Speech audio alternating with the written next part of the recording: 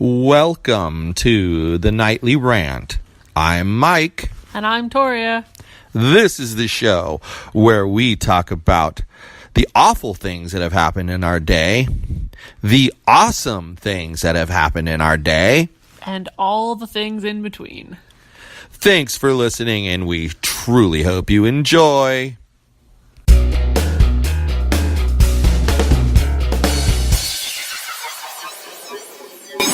Hey, what's up? The ceiling, as per usual when we're podcasting. I knew you were going to say that. Because you like it when I sass you? I put my hand over you, so now it's my hand that's up. Bullshit. When you asked the question, the ceiling was up. Why does someone put their hand up? I don't know. Because they're a knob. Because what do you do in school? Why do you put your hand up when you're in school? Because you're a knob. No. Or a nerd. Oh my god. You put your fucking hand up so that you can ask a question. Or you're a nerd. So I had my hand up. And you're supposed to call on me and ask me what my question is, and then I'll tell you my question. What's your question, fascist?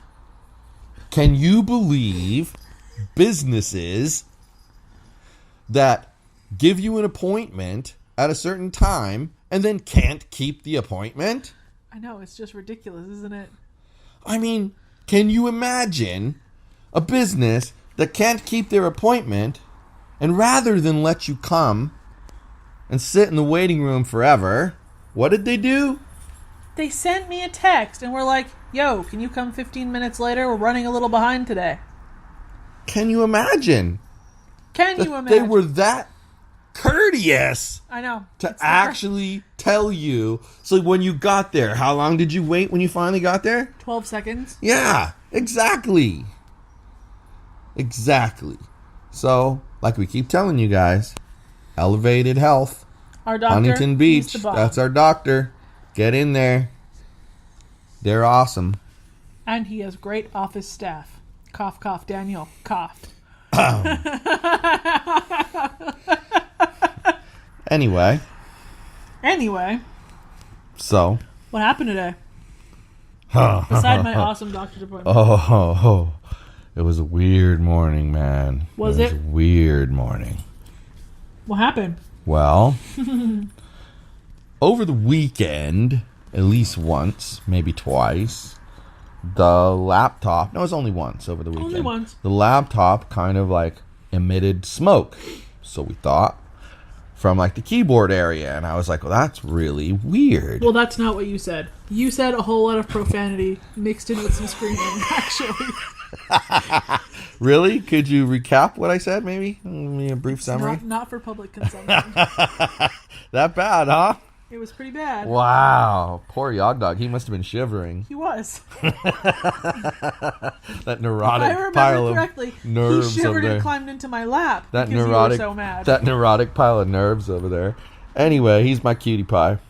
But, so it did that.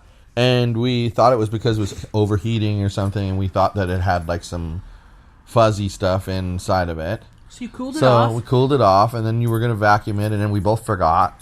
And then I didn't really use my computer over the weekend on Sunday, and everything was fine. Then today, I turned on my computer, right? You're working away. And I'm starting to work, and all of a sudden I'm like, holy crap, there's smoke coming out of that computer. And it was a lot of smoke today. I quickly unplugged the thing, and then I closed the laptop up, and I was like, crap, like, that's not good. That was a lot of smoke coming out of there. You held it up to the fan, you cooled the sucker off. And then we vacuumed it, and we really didn't get much out of it, so I was like, this is not looking good. More out of the keyboard than anything else, nothing out of the vents in the bottom. And then I decided to look online for, like, how to disassemble it. Mm-hmm. You know, and I was like, well, I don't really feel like doing this right this second. Like, I just don't feel like hassling with taking this thing apart. So I'm going to wait, because it was like 72 screws around the backside of my laptop. 72 screws. So then you decided the solution would be to order yourself a cooling So I was like, yeah, you know what? Maybe the heat sink isn't as good, so it's working some of the time and not working some of the time, and it's burning off some of the dust that gets inside the laptop. Because it definitely smelled like that. Yeah. So I thought, all right, I'm going to get a cooling pad for the laptop. Right, we found a super cool one. Lights, fans, action, all the good stuff. So we we placed the order. We asked for it for next day delivery because God knows I need to use my laptop to get some work done. Right. And we let the other one cool off, and you say to me, "Oh, it should be cool enough for you to use now." The bottom was freaking ice cold. So I grab the thing. I go to grab the power cable, and all of a sudden smoke's coming out of the laptop again. And I'm like, what the hell? It's not even on. And I'm like, no, drop the cord, cord. Then you realize you saw it was smoke was coming from. It was coming from the power cable. You can't even freaking believe it. Needless to say, our resident asshole cat put some teeth marks in the laptop cable. And then, over time, the teeth mark got worse and worse and worse and sprouted a big asshole. And apparently, last week, it decided it was going to be like, warning smoke, hello, I'm a problem. Yeah, and then today it was just like... It sent up its smoke signals. Right, and today it was just like, you didn't listen. Fuck you, I'm going to light you on fire. Yeah, it sure felt that way. So I went in and I decided to keep the cooling pad because the thing does run kind of hot. And so I went in and changed the thing from next day to second day because second day's free. But then I had to get a power cable for the thing, and it was cheap, the one I got. And it's actually got more wattage than the one I have here, so it should be better. The funniest part was... And it's coming tomorrow. Watching you, when I said, no, drop the cord, and quickly unplugged it from the power strip and, like, tossed it across the room because, it was smoking and going to light a fire. Right. The look of relief on your face was priceless. Because it wasn't your laptop that was absolutely fucked. It was just the power cord. And power cords are a dime a dozen. You can replace a power cord with little or no effort. No labor costs. You want to know what I was actually thinking, though, at that time? Crap. I think these power cords are like $50. And then I was like, well, it's still a hell of a lot cheaper than a whole new laptop. Well, and a whole lot cheaper than taking your laptop in and paying $75 for them to diagnose it. And then I was like, but then again, Tony just paid us that invoice. That was exactly that amount of money. So if I need to spend it, oh well. I mean, well, in between the cooling pad it's found money. And the cord, you pretty much did. Yeah. But that's fine. It is what it is. Well, but it's okay. Business expense. It's needed. Business expense, Yes. Moral of the story is, it was very stressful and then very relieving. Yeah, and and the day, the doctor visit went really well. We had some alone time going to wait for Melissa. We got to meet with her and talk to her for a little bit. That was fun. Yep. And we didn't die in a flaming fiery couch of doom. Yeah, and see, that's good because I'm afraid of dying in a fire. Are you? I am. I don't like the idea of burning up in a fire. It hurts. Have you ever burned your finger before? Because I have. It's my number 2 fear. And I do not like that. See? Ways of dying, it's my number 2. My number 1 way that I don't ever want to die is you get into a really bad car accident that like 99.9 people out of 100 would be dead after the accident and you somehow survive. So you get to feel that miserable, gross pain, and you get to literally remember your body parts crumbling and crushing as you tumble around inside this car that got the crap beat out of it. Think about that. Like, who wants that? Literally no one. Literally no one. So, there you go. How did you even successfully read the gargoyle if those are your top 2 fears? Car accidents, severe car accidents, and fiery death. Yeah, and burns all over his body, and he had to live through that. Right. And there was no guarantee he was going to live for good. And he had like months and months and months of painful recovery time. Yeah. Like, let's be real now. That's terrifying. Yeah. It must have given you the real heebie-jeebies. It did. But that's also what was really engaging about it is that, they say sometimes, like, you relate the most to things that you're afraid of. So it's like, it's forcing you to face your fear. You know what I'm saying? Yep. And that, by forcing you to face your fear, you're stepping up to the plate, You're You're not just sitting on the bench waiting for something to happen. You're going up there making something happen. I get it. Despite how gruesome the beginning of that book is, it's still my favorite book of all time. But see, and I think that book started out super slow. Like, I don't know, it wasn't what I expected it to be. And then, and I don't know if part of that was just adjusting to the tone of the book. It's very oddly written. Yes, it is. But as you mentioned once before, you know, very accurate historically, like very accurate. Well researched. Well, and if you read the book jacket, it tells you that this guy is in a crazy car accident because he's on all sorts of cocaine. And he's burned on like 84% of his body or something. Right. And he loses various body parts. And he spends all this time in the burn ward at a hospital recovering. And the burn stuff, like about the burn treatment, is so well researched. Like, it is actually what happens when somebody ends up in a burn ward at a hospital. Like, it's not some fantasy crazy bullshit. It's accurate. Yeah, it's accurate. It's factually accurate. Right. And then the book takes some crazy, weird, awesome turns into historical events. And the historical events, I researched it because some of them were really interesting, and I wanted to know if they were legit. And they were. Yeah, they're accurate. They're very accurate, and I really like it. So if you're ever looking for something that's a good read, The Gargoyle. Called The Gargoyle. By Andrew Davidson. And it's both of our favorite books. And it's the bomb diggity doo. We both love that book. I've only read it like 97,000 times. And I've read it once a year for the last 3 years. And I didn't purposely pick once a year. It's just what it's averaged out to be. Because I think I read it twice straight through. Yeah. Yeah, it's like, I don't know. It's like that movie, what's that movie called? Donnie Darko. Oh, you love that movie. I love that movie. We've watched that movie together like 3 times. I know, I love that movie. And you know me. My motto is I generally do not watch a movie twice. You don't read books twice. You don't watch movies twice. Yep.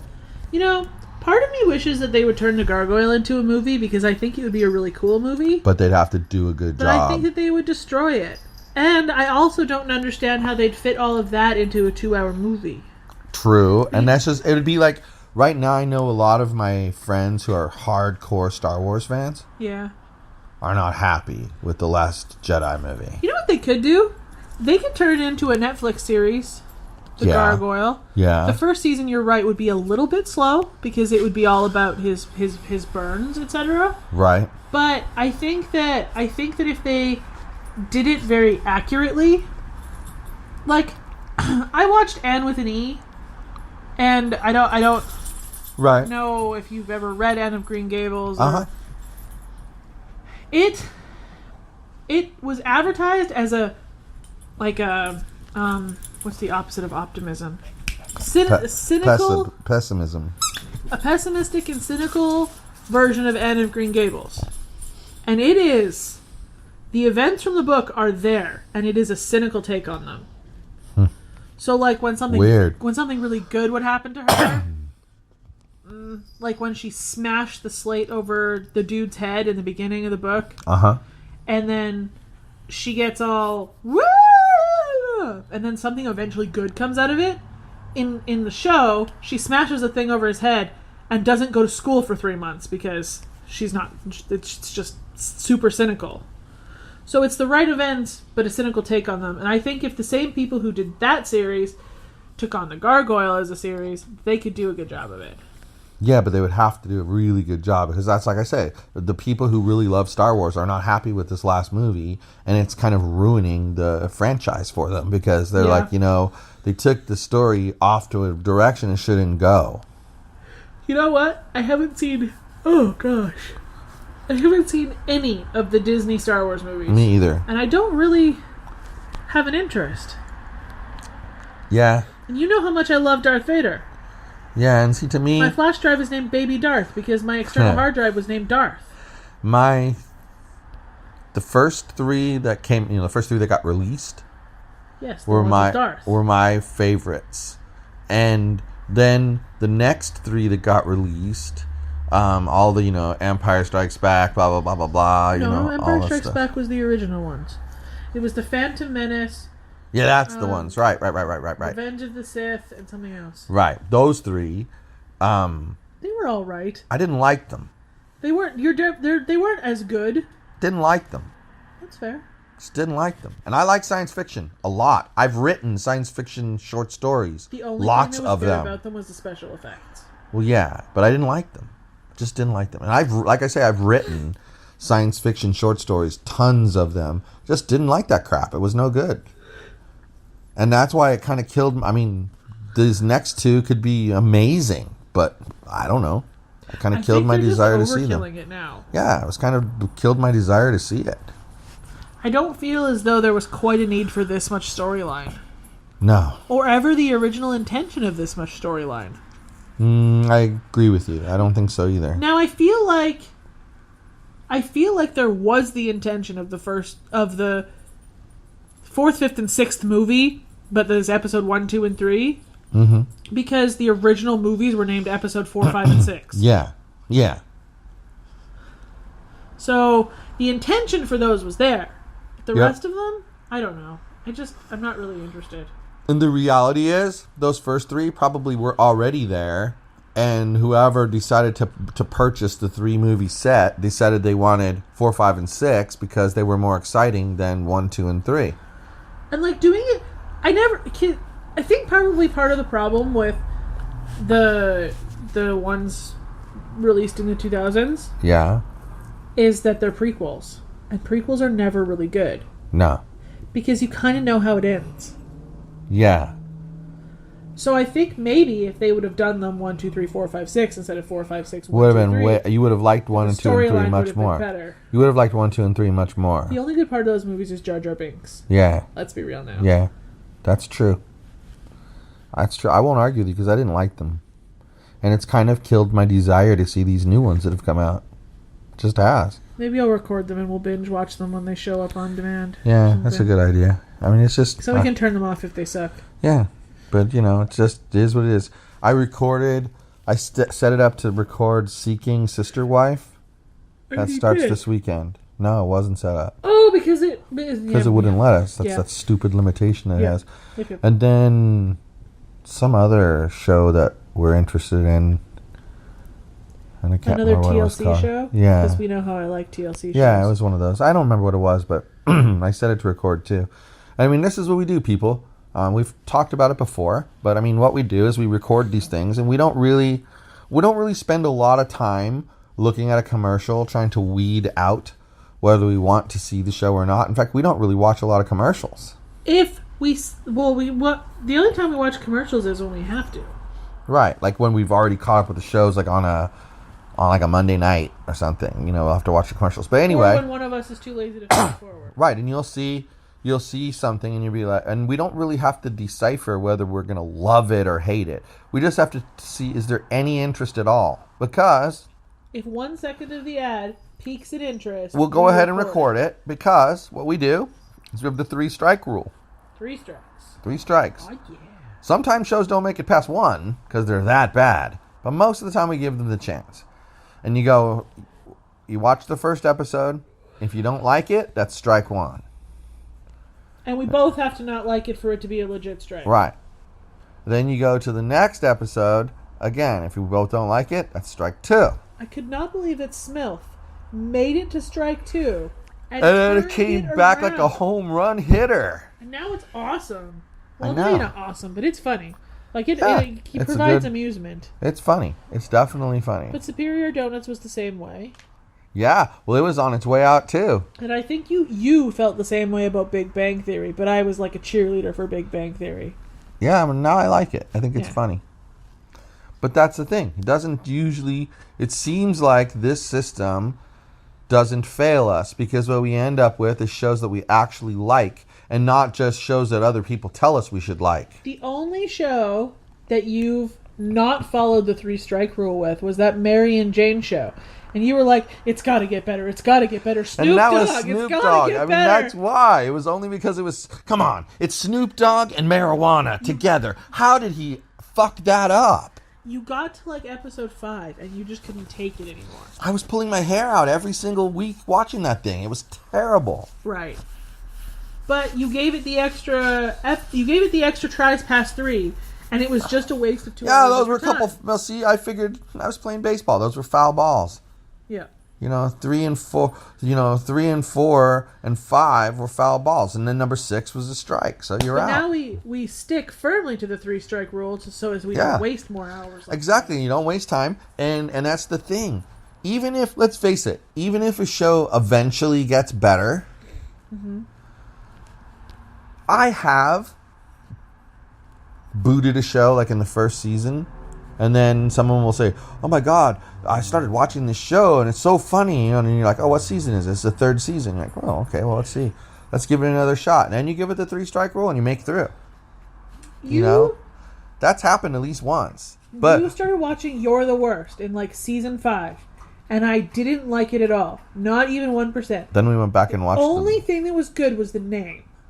Yeah, and then we went back and we watched the first 4 seasons, and that's when we liked it. Right, and now we have to rewatch the new season because I think I'll actually enjoy it now. Yeah, it'll be funny. Something about coming in the middle of the series.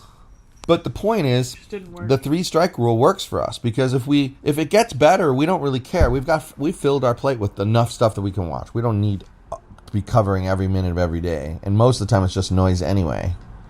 If they turned the Gargoyle into a series, I would watch every episode, even if the first 3 episodes sucked. I wouldn't be able to restrain myself. I know. That's different though. I know. It's kind of like love. it's kind of like when my Broncos went to the Super Bowl several seasons back and against Seattle, and they opening snap they gave up a touchdown. Oh, you were swearing so much in the car. I mean, no, I wasn't with you then. I didn't even know you then. It was 2 years ago. No, that was when we won the Super Bowl. I'm talking about when we got blown out by Seattle like 4.5, 5 years ago. I see. And But you were they blew the beginning of the game when they did win the Super Bowl too, because I remember you swearing at them in the car. they were losing like 10-0. But I don't remember who they were playing against. But Carolina. In any event, that just said my power cable is on its way to me. Good. But in any event, it's like that game, but I still watched the whole game, and I was super disappointed in my team, but I watched the whole game. You watched the entire series of the World Series. Yep. And you knew probably in Game 5 they weren't going to pull it off. Yep. Or sooner, but guaranteedly by then. Yep. But I don't give up on my teams. Nope. Ever. Even this season, my Broncos had the shittiest season they've had since I've been a Broncos fan. Wow. And I stuck with them the whole way. You're still excited when they win? And there's things about like the coach that I don't like, and I think he either needs to change or get out. So I'm not like one of those who says fire him right away, but he needs to be told, you're going to do this or you're out of here. Simple as that. You're only a true fan of a team if you stick with them when they're losing. Right. Well, see, that's the thing, and I don't know that he does this so much anymore, but like that's one of the things I really respected about Matt was when he first started roller hockey, he was 4. Mm-hmm. And that year, the New Jersey Devils won the Stanley Cup. So he had started playing hockey in like September. And then that was the first season he actually watched NHL hockey. And the team that won the whole thing was the New Jersey Devils. So he didn't have like any attachment to any local team or anything like that because he'd never seen it before, right? He fell in love with them.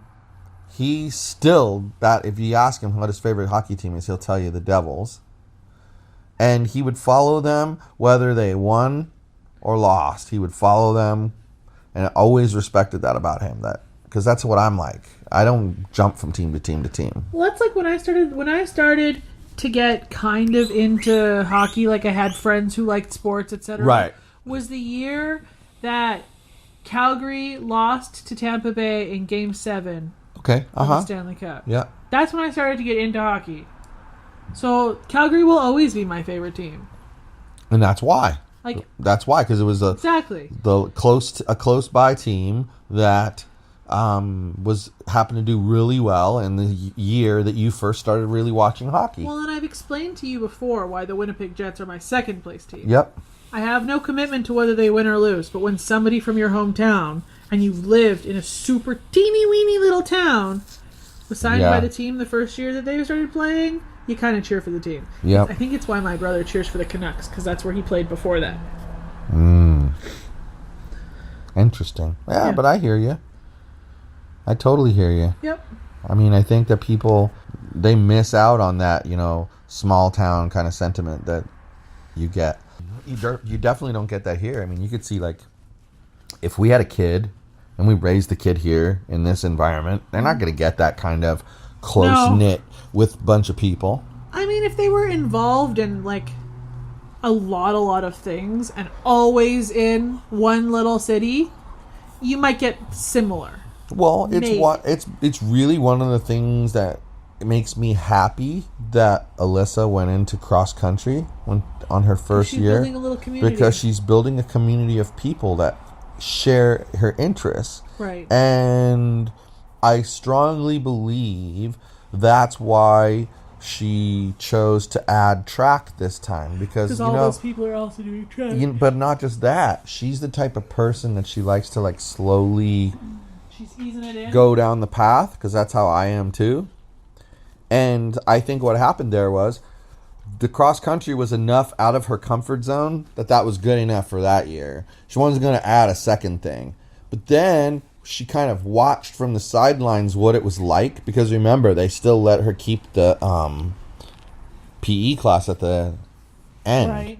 And so she got to see what it was like firsthand for the track team, and I don't think she cared. I don't think she thought it was too bad. Right. So then this time around, she talked to some friends that, I'm going to do it after this. It's a lot of fun. So she went from her cross country over to track. And it appears that a lot of the kids do that on the cross country. They also run track. Well, it's when we were listening to the awards at the end of the year, and then the girl was talking about her experience. She started with track. Yeah. And then second year came to cross country. And it seems like almost all the people you listen to talk did one or the other the first year, and then did both every year after that. Yeah. So it's just interesting to me that's what, but I'm thankful for that, because, like, Mitchell, he has his soccer team to have, a clique of friends, and that's why when he gets invited to parties, it's generally either his soccer team or his friends, his little clique of friends at school. Right. One or the other, Right. But he has his social bases covered now at this point, Yes. And it worried me, like, with Alyssa going into high school, that she wouldn't have that. But she does. She did great, You worried less when she told you she was going to do cross country. She's just so, I don't know, she's embracing it. She's embracing the high school experience at her pace and her comfort level. Yeah. And I feel like that's what you should do. You need to experience some of this stuff, but you don't need to, like, force yourself down that path. What are they doing? Are they playing with one another? She's going to get her. Oh, Olive, you better get her. Pretty girl is just walking around the house. Olive is stalking her like a panther. Come here. Yeah, pretty girl's always good, though. Always. She's never bad. Except when she pees on beds. Nah, only on your bed. Not on my bed. It's never been on my bed. She peed on my clothes once. Yep. She peed on my pillow when it was on the floor. Yep. That's your bed. No, it was on the floor. It was not on the bed. See, that's your fault then. It should have been on the floor. Shut up. See that? Even Olive knows that's true. Now, there was something else we said we were going to talk about in our little show outline. Guess we're going to start writing down our outlines. Yeah, at least somewhere on a little note or something. Of course, I'm totally kidding. Oh, that was something else that happened today that was nice. What's that? Come home. Oh, yeah. I think that's the other thing you wanted to talk about. Probs. We come home, you check the mail, and there's a package. And the package has my name on it. I love getting packages. So now that I know, I'm going to change all the Amazon shipping addresses to have your name on it. I open the Amazon packages anyway. Except for when we're not home and then somebody else opens them. Because they're so excited about their network card. Anyway, so we have a package. It's a package for me. I'm all excited. I open it up, and it's a lovely thank you gift from somebody when I did something little teeny tiny for them. And I just wanted to say to Michelle, she is wonderful. Thank you for the awesome brownies and the thank you note. Lady. Yeah, it was nice. It was nice of her. It was. Very classy. Super wonderful and unexpected, and I appreciate it. And, you know, that's why, I mean, stuff like this is why we do what we do. And we have the setup that we have, you know, where we're not trying to control people. We want people to be able to be adults. And we want to create a community environment where everyone's helping everyone out. And that's why we're going to that's why we're going to come up with this directory that we're going to have of local businesses and show them some support, you know. And by local businesses, you know, it doesn't have to just be in Cypress, you know, it can be in Buena Park. It can be in La Palma. Citizens of Cypress. Right, if it's nearby. I mean, like this massage lady Kimberly's is in Relaxation Spa. She's in Seal Beach. Yes. And she's offering $10 off a 60 or 90-minute massage for Cypress residents. Yeah. I mean, they're someone who's all the way in Seal Beach. You can't tell them they can't advertise there because they're offering something to the community. And I think that's really important. That's why it's called a community group. Exactly. So if you're local to the area and you're in our community group, make sure you check out the ad at the top. There are some fabulously wonderful local businesses being advertised. Yeah. Exactly. Yep. Big and small, medium size, you know, it doesn't matter. Exactly. We will advertise you. If it services the citizens of Cypress, send me a message. The one thing, unfortunately, I am going to have to say is no multi-level marketing, network marketing kind of opportunities, because and it's not a indictment on any of that. Please don't take it that way. It's because, you know, there could be person A, person B, person C, person D, and person E, and they could all do, say, Beachbody. Right. Well, it doesn't seem like it's possible to be fair and advertise all 5 of those people. Right. But they're welcome in our business directory. Yes. They could be in the directory. Welcome. Just no advertising. We can't advertise them because it wouldn't be fair. You know, people have to be able to pick whomever they want to pick. I'm also more than happy to create a separate file for the MLM ones if they'd like their own area. Yeah, like for business opportunities. Yes. Like business opportunities. Sure. I think that's a great idea. I will do that for you. I think that's a great idea. Okay. I'll add it to my to-do list. I think it's a great idea. You don't have enough to do. Nope, I need more things. But bring on the things. But the bottom line is, someone who sends you something like that understands what community is about. Exactly. You know, and I always remember reading in Gary Vaynerchuk's Crush It, and he talked about how social media, and at the time it was basically Facebook and Twitter, and that was it, that those two things were like making the world into what a small town used to be like, where you'd go to the butcher and he would go, "Hey, did you hear that Bill got a dog named, you know, what's the dog's name? I don't know. What's his dog? Sheila. Did you hear Bill got a dog named Sheila?" And then you'd be like, "What? I didn't know that." That's how you used to find things out, was people that you were shopping at or your dry cleaner or whomever kind of told you the gossip. Now you get it on Facebook. You find out that so-and-so is pregnant because they announce it on Facebook. Literally all of the gossip. And the beautiful misinformation of people not being able to see things properly. Yeah. I.e., there was a stabbing in front of Fuddruckers today. And the person saw the knife sticking and the out. Blood. But then the actual police officer says it was just somebody who was a little bit too drunk, passed out on the sidewalk. So much for that knife. And the blood. Yeah. Yeah. Beautiful misinformation. Beautiful. Yeah, that's and you know what's bad though? What? Like, we went to see, when was it? It was on the 1st, on New Year's Day. We went to see Jumanji. Yeah. And we went first? Yeah. Okay. Oh, because it was empty everywhere. And we went to Krikorian in Buena Park. Yeah. And when we got there, remember we got there early, and so we kind of roamed through the mall, and I can't remember. Buffalo Wild Wings. That's right. We had lunch at Buffalo Wild Wings. That's right. I forgot about that. That was where we went. And then we kind of roamed through the mall because the Buffalo Wild Wings was like boom, done in a split second. There's nobody there on There's New Year's nobody Day. there. It's just empty. Yogi, God, you gave me a heart attack. Anyway. Jeez, dude. Anyway, and when we came out, I remember saying to you, remember those people said that there was a shooting here at the mall and that their daughter and their boyfriend was in the line and they saw the guy with the gun. I go, look, this is the theater they were at. If they were in line at this theater, that would have to mean the gunman was right here. And wasn't it just... And then the police officer was like, no such thing ever happened. Right. Weren't the police there because somebody had called in an issue? Yeah. The issue didn't exist or something like that? Yeah, exactly. But no such thing as a gunman with a gun ever happened. And it's like a trip that people completely get that stuff wrong.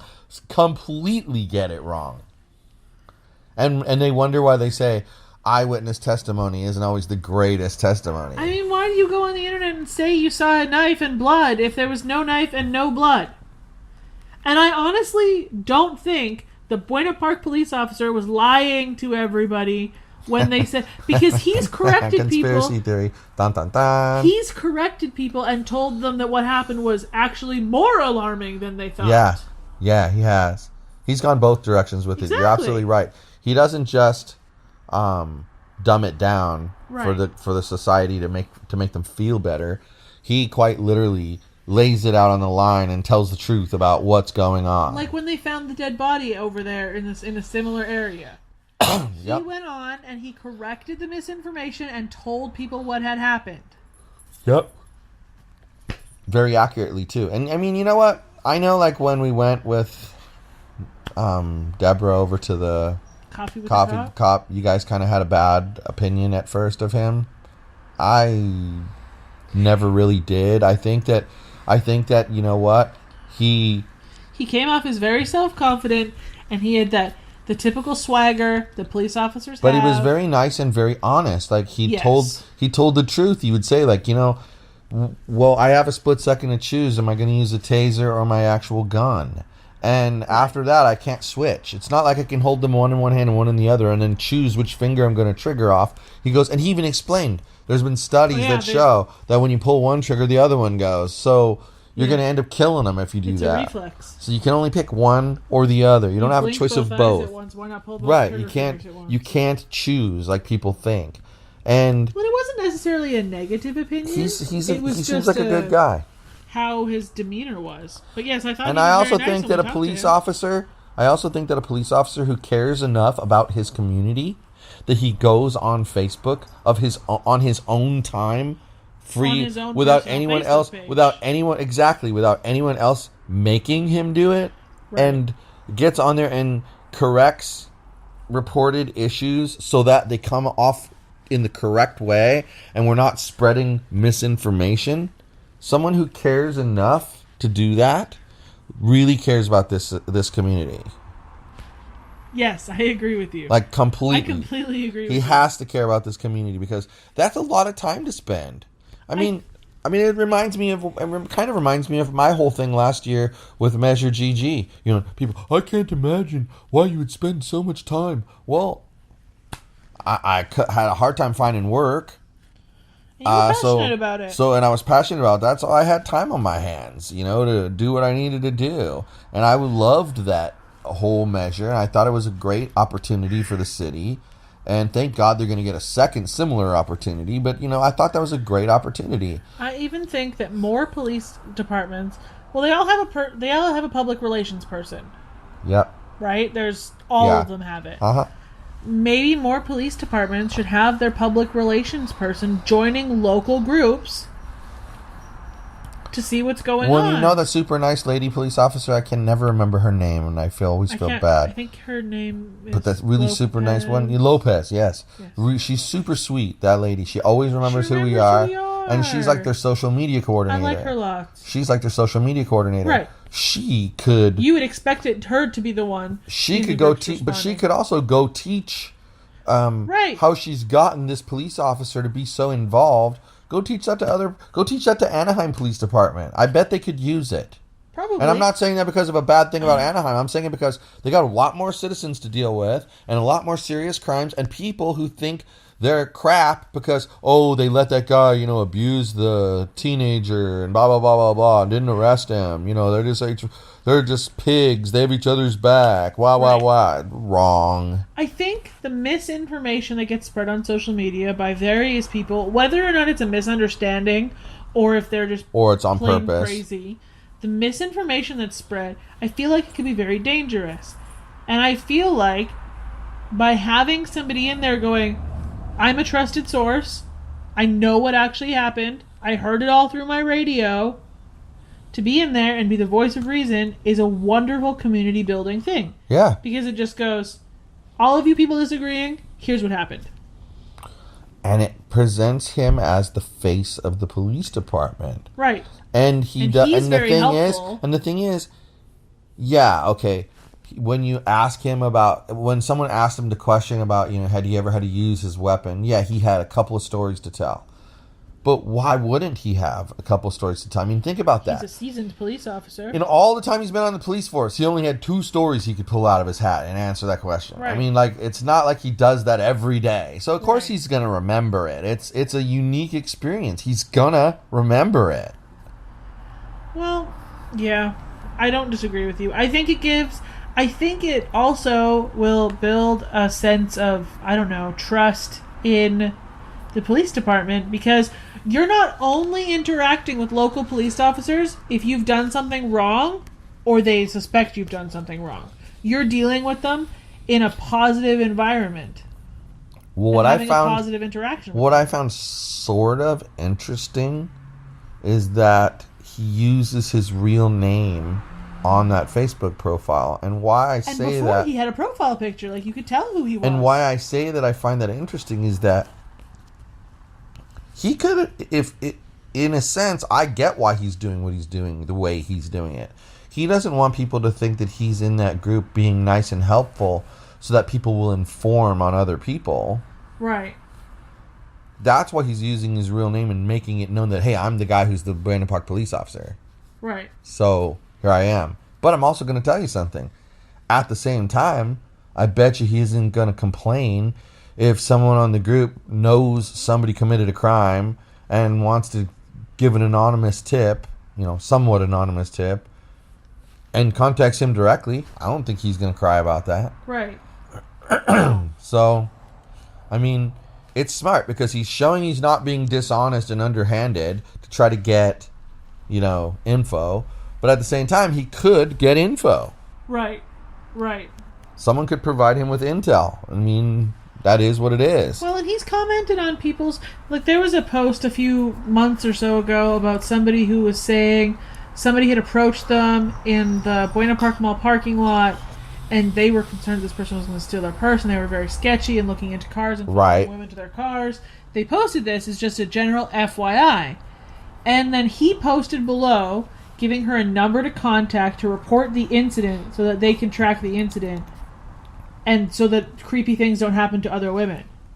Well, and see, that was the thing that the Officer Lopez told me at the Buena Park / La Palma Coffee with a Cop, the one over there. Yeah.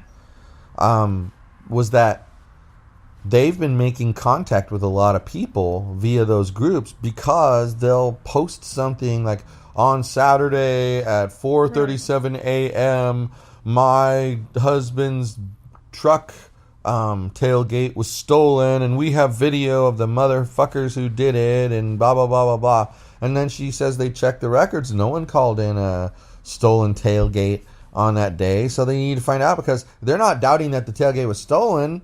They're wanting to know why you didn't report it so we can keep an eye on the patterns that are developing. Then she told us that if there's a pattern of vehicle thefts in an area or vehicle break-ins is the most common, that they'll start sending extra patrols there to keep your vehicle safe. Right.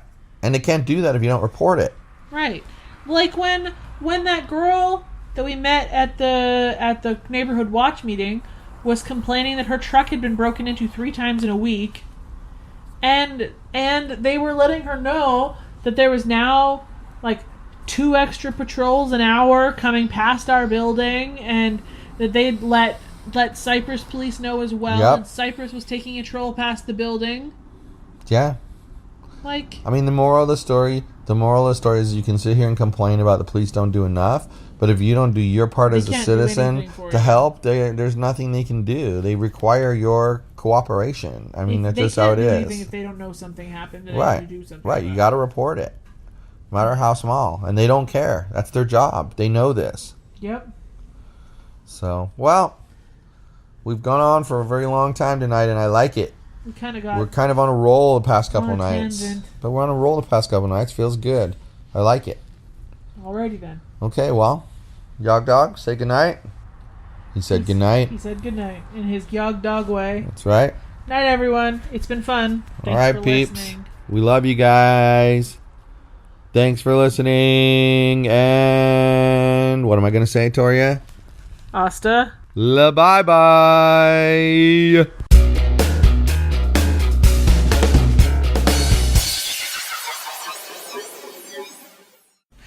Hey, this is Mike, and I just wanted to tell you that if you enjoyed the show, and I truly hope you did, you can subscribe on iTunes or Google Play and not miss a single episode. But if you happened to miss an episode and you didn't find it on Google Play or iTunes for some reason, you could go to our website, which is theNightlyRant.wordpress.com.